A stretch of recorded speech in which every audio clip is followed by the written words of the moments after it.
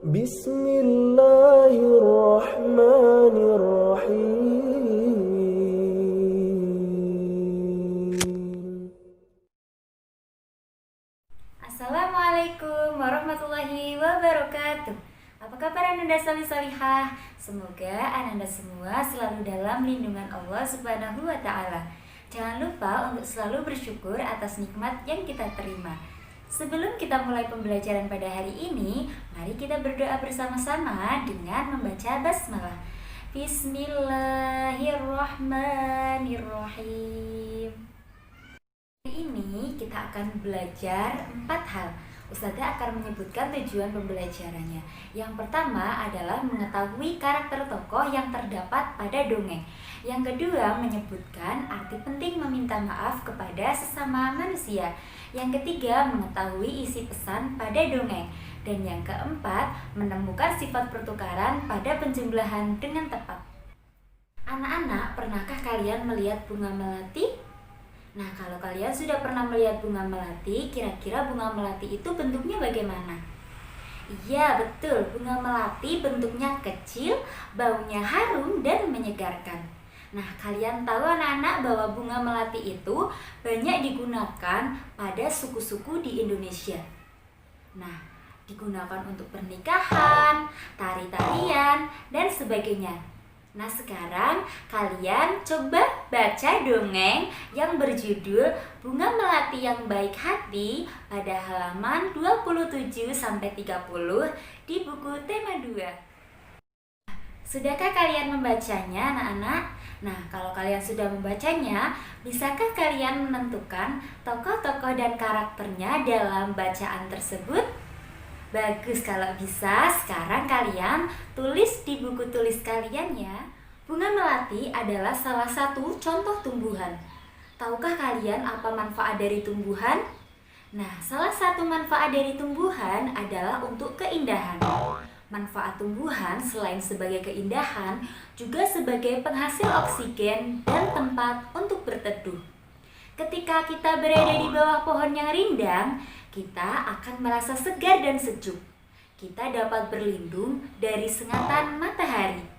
Tahukah kalian anak-anak bahwa di negara kita Indonesia ini ada berbagai jenis tumbuhan. Ada berbagai jenis sayuran, buah, tanaman obat, dan tanaman hias. Tanaman hias terdiri dari berbagai jenis tanaman berbunga maupun tidak berbunga. Tanaman hias digunakan untuk penghias taman-taman, rumah, kantor, dan tempat umum. Nah, coba sekarang kalian perhatikan gambar berikut ini. Pada suatu hari, Dayu sedang merasa bingung karena telah memecahkan pot kesayangan ibu. Ia ingin meminta maaf kepada ibu, tetapi Dayu takut dimarahi.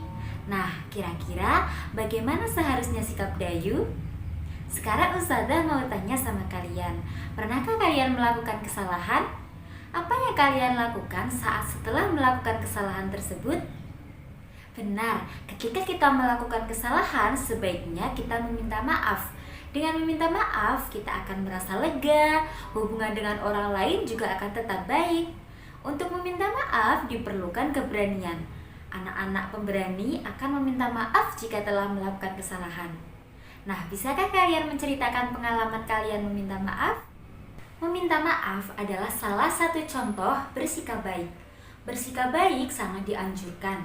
Bersikap baik tidak hanya dilakukan pada sesama manusia saja, tetapi juga sama tumbuhan, hewan.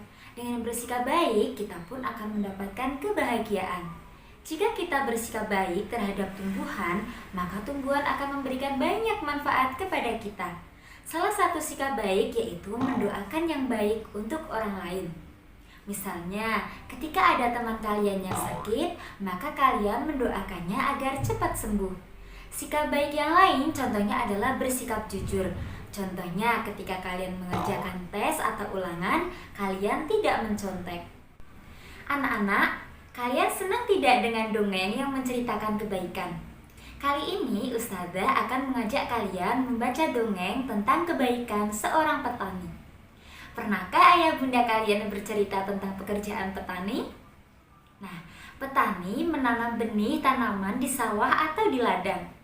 Setiap hari petani menyiram dan merawat tanaman yang ditanamnya, hingga akhirnya tanaman-tanaman tersebut siap dipanen.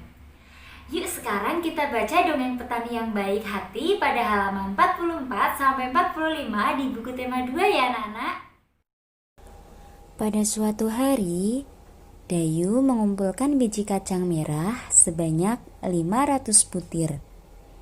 Biji kacang merah ia letakkan pada kotak berwarna hijau.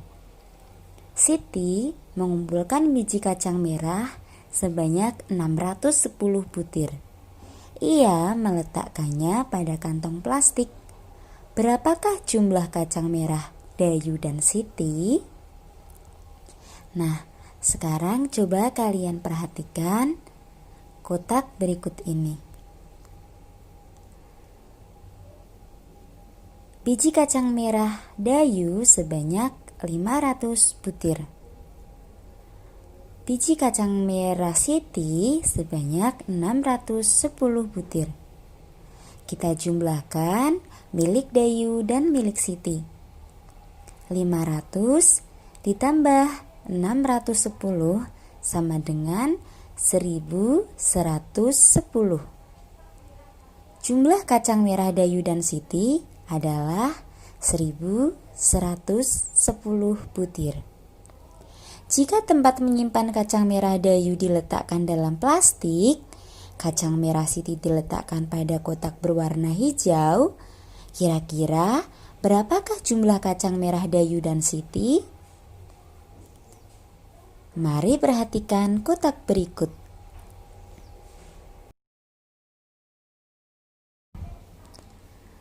Jumlah kacang merah milik Siti berjumlah 610 butir. Dan jumlah kacang merah milik Dayu 500 butir. 610 ditambah 500 sama dengan 1110. Jadi, jumlah kacang merah Dayu dan Siti tetap 1110 butir.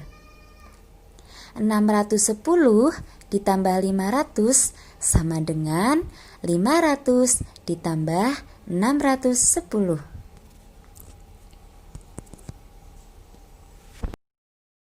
Sekarang, mari perhatikan contoh yang kedua. Dayu dan teman-temannya mengunjungi kebun manggis. Kebun manggis itu milik paman Dayu. Dayu dan Siti membantu memasukkan buah manggis ke dalam karung. Karung Dayu berisi 540 buah manggis. Karung Siti berisi 590 manggis. Berapakah jumlah manggis dalam karung Dayu dan Siti? Mari perhatikan kotak berikut ini. Manggis Dayu berisi 540 buah manggis. Dijumlahkan dengan manggis milik Siti berjumlah 590 buah.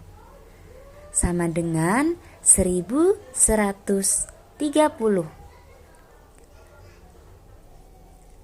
Jika dibalik, maka milik Siti berjumlah 590 buah dijumlahkan dengan milik Dayu 540 buah, sama dengan 1130.